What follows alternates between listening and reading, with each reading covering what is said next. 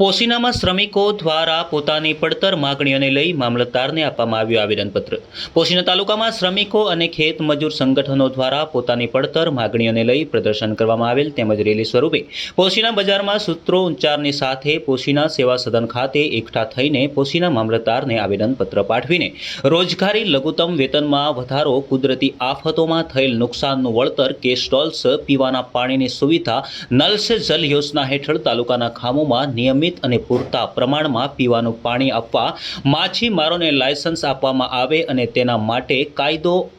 બનાવવા, આવક જાતિના દાખલા કાઢવાની પ્રક્રિયા સરળ બનાવવા જેવા મુદ્દાઓને લઈ તાલુકા મામલતદારને આવેદનપત્ર